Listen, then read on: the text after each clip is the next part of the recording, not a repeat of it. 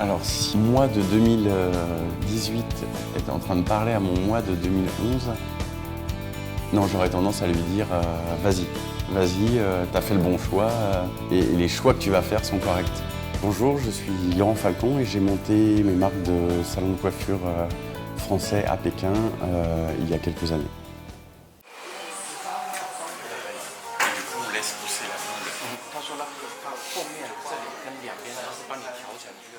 Mes premiers salons de coiffure ont été en Chine et en France, je travaillais uniquement sur des shootings, photoshootings, spectacles, comédie musicale ou TV.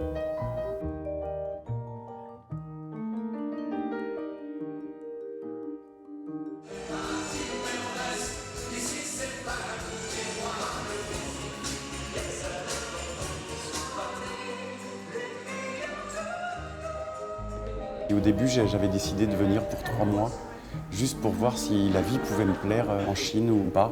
Et de fil en aiguille, je suis resté de 3 mois, que je devais faire normalement en Chine, à 2 ans et demi, sans rentrer une seule fois à Paris.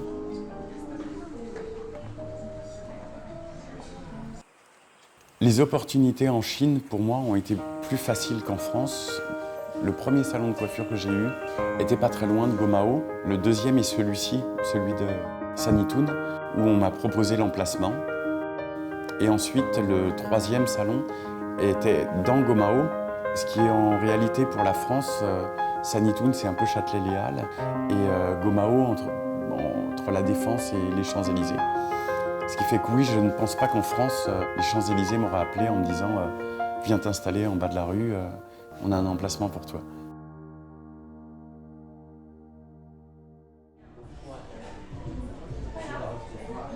Mon démarrage en Chine sur mes premières coupes chinoises ont été très difficiles. J'ai mis, je crois, 1h30, quelque chose comme ça, à faire la coupe. Pourtant, la coupe était simple à la base. C'était un carré à cette longueur-là. Et je me rappelle le premier coup de ciseau que j'ai mis dans la nuque. Les cheveux se sont complètement redressés. La différence entre les coupes et la qualité de cheveux entre un Européen et un Chinois est énorme. J'ai mis, je pense, mes premiers mois à énormément regarder le travail que faisaient les coiffeurs chinois sur les Chinois, analyser les problèmes, à comprendre pourquoi on faisait ça ou ça sur un cheveu chinois.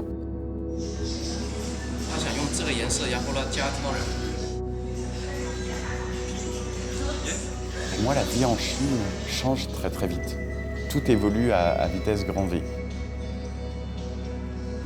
À mon arrivée, les Chinois avaient tendance à aimer les couleurs de la racine aux longueurs d'une seule couleur.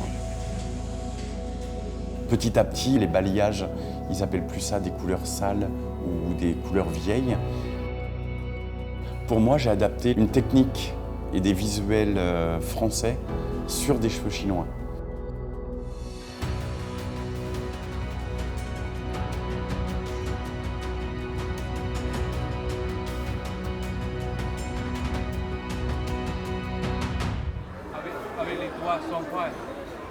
Ah, bye.